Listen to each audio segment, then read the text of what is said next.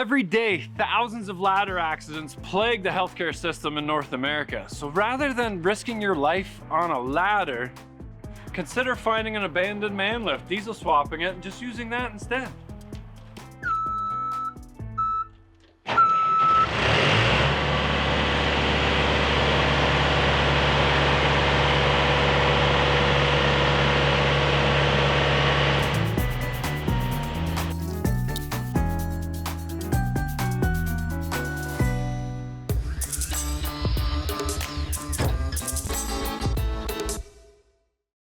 All right, hopefully the last video series on this machine. We gotta clean up some wiring, make sure that all of this is working properly and communicating with all of that. And it's pretty straightforward. We're just gonna start over because there's a bunch of connections here. There's gotta be a break in the starter wire somewhere because probably got yanked. So first things first is we're gonna get it running. It was running already, but we'll flip these around again so we can move it under its own power and bring it in the shop because it's kind of threatening rain. Almost certain it's gonna get dark tonight, so might as well put it in the shop. Oh, you're letting me down. Oh, battery's dead. Great way to start. Here we go. So, interesting enough, the four-wheel drive was broken, but when I talked to the guy, he said it always worked. Well, I kind of have my doubts because that pin needs to pop out. And if it doesn't, your four-wheel drive isn't working because your one hub is disconnected. So all the power will always go to this hub. So, see what we can do. All we needed to do is pop back out again, try some penetrating fluid, let that sit for a little bit, tap it, might have to warm it up just a hair, and bang on it. I can get it in the shop with two-wheel drive. But if your four-wheel drive stops working, maybe this pin is stuck in there. So take a look. And that applies to scissor lifts, anything hydrostatic.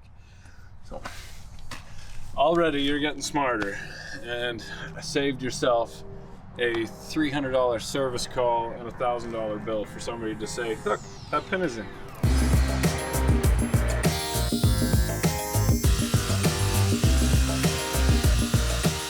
All right, I know you're thinking, Rich, you're skipping over parts. What happened to cleaning the fuel tank? Don't worry, we got it. We're all safe. Just securely held on there, almost empty. So, now we'll clean the fuel tank. So basically, I traced this. I'm gonna replace these 3 wires, clean the fuel tank. I got it moving. I need to figure out why it's not starting from the button, even though the light turns on when you push it on the control panel there. So there's a break in the wire there. Because I did think it was the green wire, but something happened there. So once we can start and stop it from the cabin, we should probably bolt this thing down so it doesn't rattle out. Although it's got a nice fiberglass hood that'll keep it contained. But this thing runs so smooth, it doesn't vibrate at all, which is why it doesn't even need rubber mounts. I did see now that this whole thing will pivot out, will swing out if I unbolt it where I notched around it, but now it's so big in here that I can't do that anymore. It is what it is. Probably never been out once. So, yeah, let's get into it. Here we go. When I first got this thing running just to get it home, I threw a carburetor on it just to get rid of some gypsy moth in the yard until I figured out what was going on. A lot of people saying this thing is a pile of garbage, but it's not that bad once you get into it. Like, you just take those back 2 bolts off on the control panel there, and then you can swing this out and get at the wiring at the back. So this is the plug to give it power. And just unplug that. We'll clean that up. These are the plugs that just follow the wires. We'll do different functions, and it's pretty straightforward.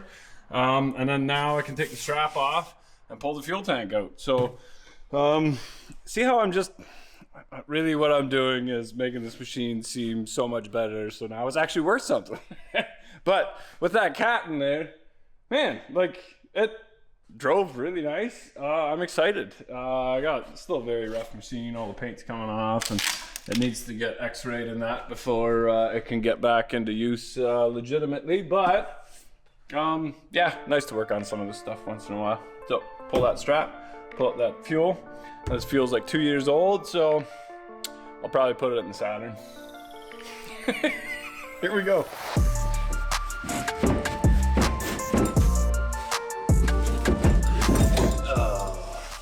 I gotta go up.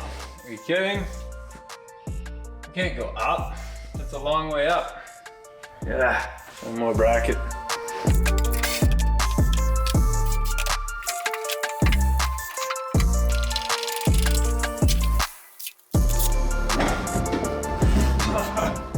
There's like this much fuel in it. Why is it so heavy?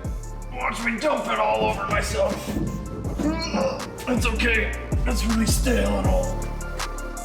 Oh. The nice thing is, I bet I'm gonna find at least 2 fill nozzles off a jerry can. I can replace those. I have to take the tank out and drain all that fuel because I cannot have any gas in my diesel.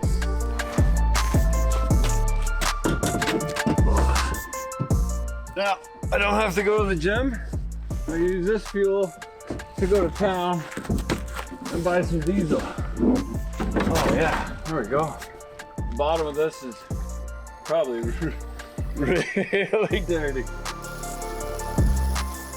Poor old Saturn, 450,000 kilometers on it. And that's about it. It's done us very well. Got only one filler neck out of there. But probably the cleanest that this tank has been in a long time. All right, back together, here we go. Don't knock that 2x4 out. Fine. There we go. Nice. So generally these plastic tanks, they're nice because they can form them to get the most capacity out of any space.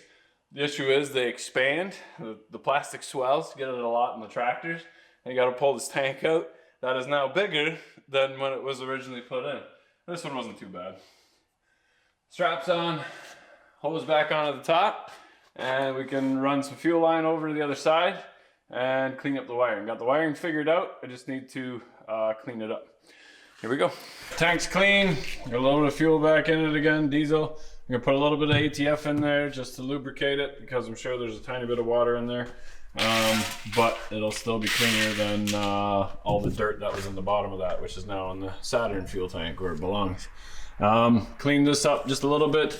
Clean these wires up, which are the main wires, and then figured out my my wiring here. The main plug was this white wire on this plug. And then the ignition wire can run off of the one here as well. When the normally closed is attached, which was one of these wires, then it allows you to start it with the key or with the button either down below here or in the basket. When it's running, that normally closed goes to open so that you can't accidentally engage a starter while the engine's running, because you might not be able to hear it up there. And if you can't fire it up and you're up in the air, it's kind of a thing. So we'll hook this back up again. We should get a second battery and keep that isolated from the main battery if we have time. But this is actually going to a job site at P&R a day from now. So I got to get this thing running and moving and working under its own power. So we'll clean this harness up. I need to just check a couple more wires, a feed for the, I need a key power and a battery power to hook up to the alternator so that's charging. And then that's it. But that's it for tonight for me. We'll see if it fires up without having those things plugged in. I'm not sure what those solenoids do, whether that's the move or the boom or whatever. Anyway, we'll see if it moves in, and then I can close the door and we'll back at it again tomorrow. That was a good day. I feel good about this. Here we go.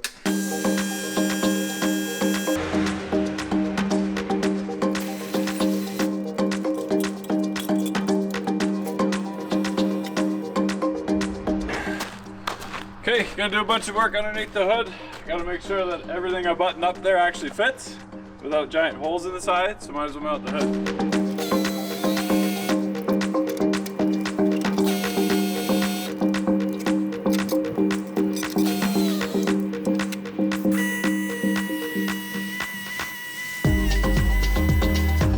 So for all the money, you're not really supposed to modify these. So if I have to cut a big hole here for these pumps, it's gonna be a bit obvious.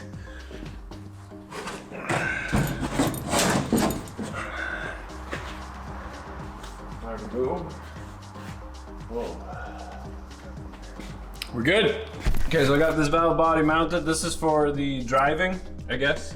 When you unplug this, it won't move. When you plug it in, it moves. Now, air filter was way up here. Can't have that. And to me, when I took this bracket off, it looks like it might have even sat here originally. So if I take this, it and mount it there, that's pretty well perfect. They must have not had the room back here and flip this thing up. So if I turn this down, so it lines up perfect with this. So I have to check with our community guidelines if I'm allowed to unmodify something and put it back to original.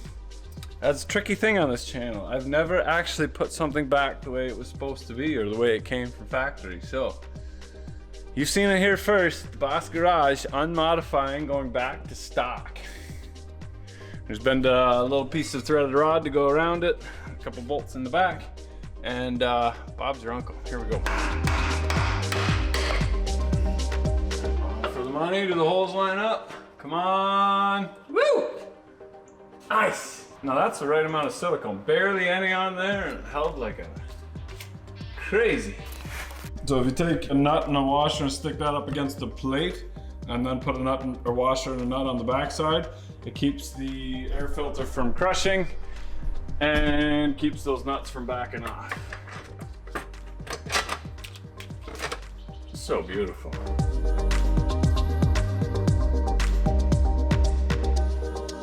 All right, air filter's mounted. My vent is nicely bolted down on the side there with the vent going back into the air filter.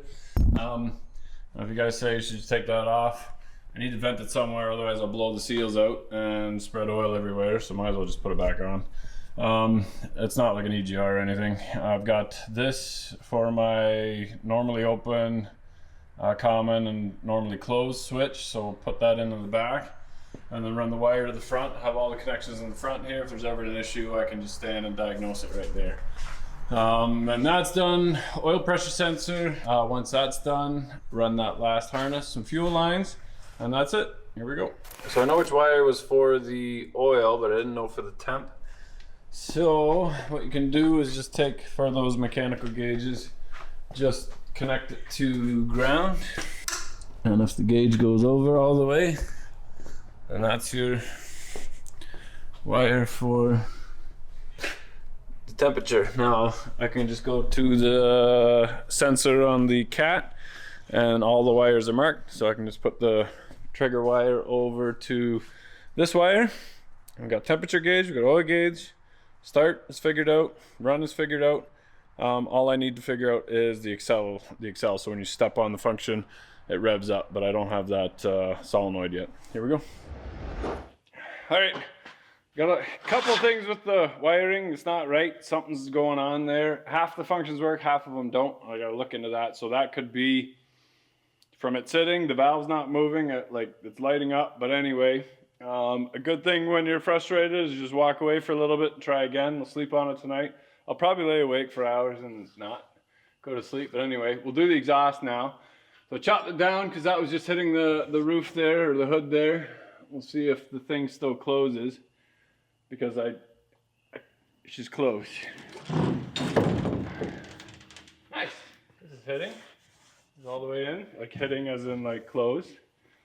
And I think the pump is right about there. So I think it's just like, it's just COVID. The belt's just a little bit tighter, that's all. Pump is touching right here. So in about 6 months, there'll be a hole here where you can keep a close eye on that pump, make sure that it's working properly. Nice, that's in there. I'm making a run to Lyle's in a little bit. We'd go to Lyle's and we'll probably end up getting Lyle's to do something later if it works. But for now, we're just gonna throw the old stuff back on it again. I got one little expansion pipe in town. Here we go.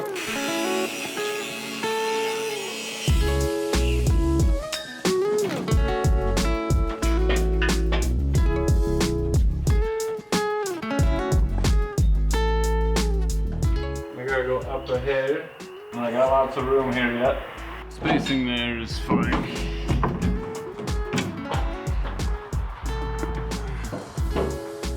like right there. Your flex pipe is what I need. Oh, so easy. Almost a hole there. Sweet. It's already a little bolt. Oh. Almost for my air filter there. That's gonna get tricky, but if I can vice grip that in, just gonna see where we're at.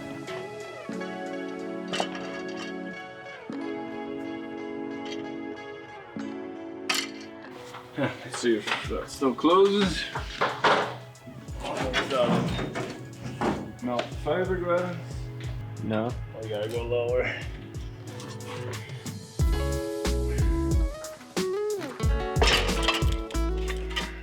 See my line? Right there.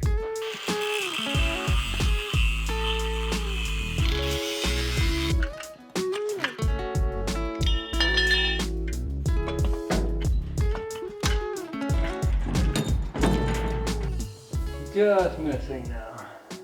But that's a steel bracket there, so we're good. That works.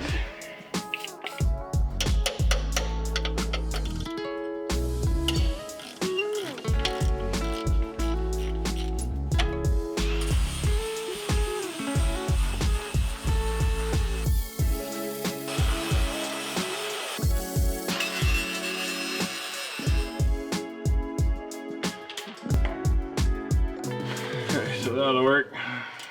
Weld in the little imperfections. I just didn't have enough pipe to make it a true 90 degrees, but I like having it square. We're gonna get rid of all this anyway, but ignore that gap. It's nothing, it's all part of it. I planned on that. That's in case there's a fire and we need oxygen to escape or something. It's pretty late.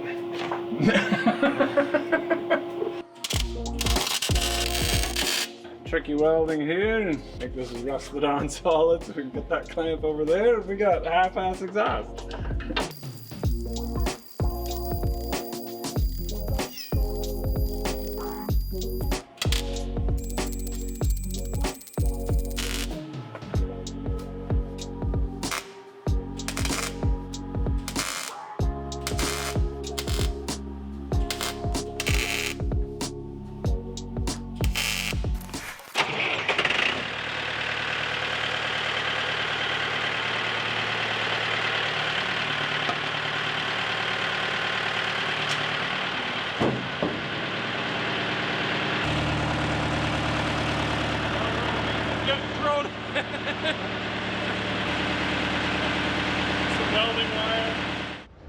Okay, so the wiring on the engine actually was a lot simpler than I made it out to be, and basically this whole unit is entirely on itself. You got to give one wire power to turn the fuel on and one wire to crank it over to start running.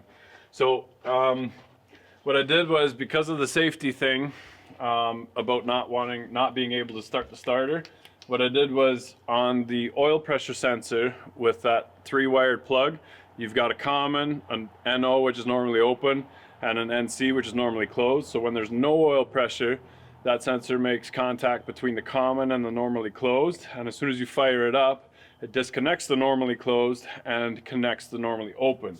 So to start the charging, I hooked that up to the normally open. So as soon as you fire the engine, it excites the wire on the alternator, and it starts charging. For the starting, I use the normally open wire as the main feed on my relay, and what that does is, as soon as it's running, you're not able to start it anymore. So you can't accidentally start the starter and screw everything up there.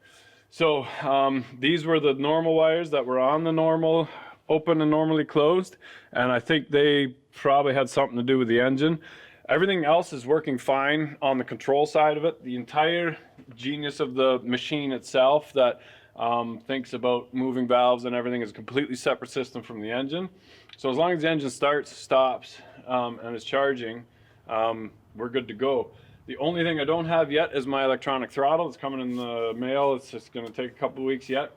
So that's this wire. So as soon as you step on the throttle or the pedal and you do an action, this thing lights up no matter what function you do. So we'll do that on a relay as well. That electronic throttle control draws 10 amps, so I'm gonna have to do that through a relay.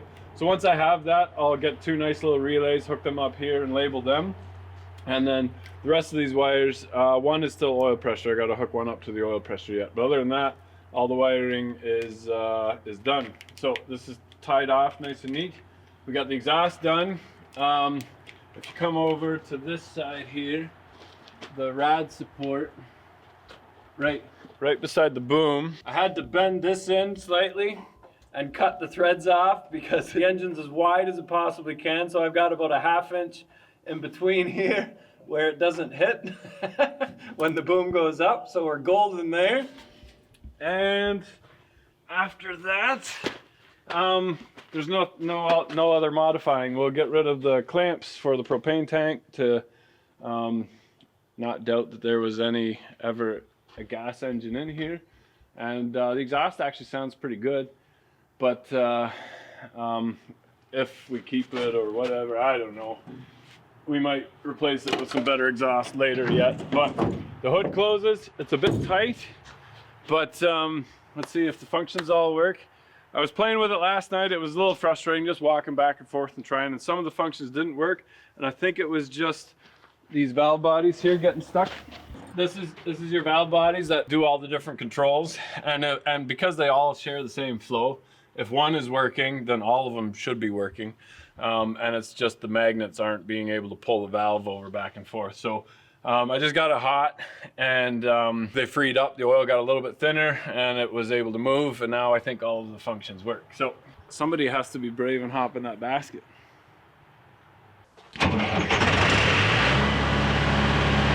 That's a much better sound.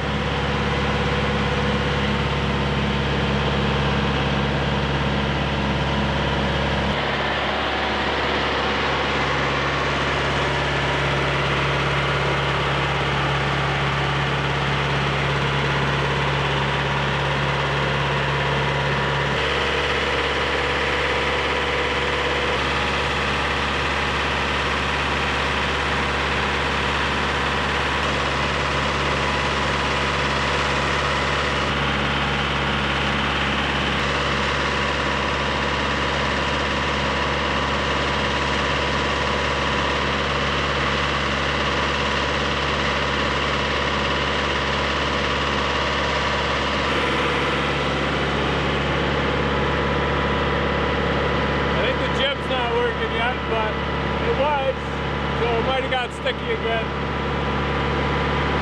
Who wants to go on the top of that?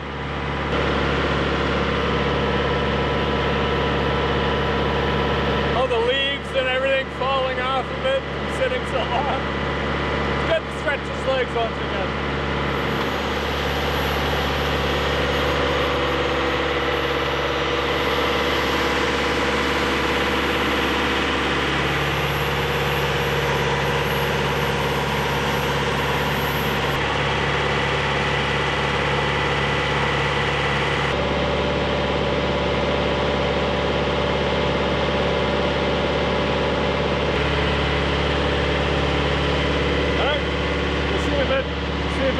And drives, make sure the 2 speeds work, that the steering works, go from there.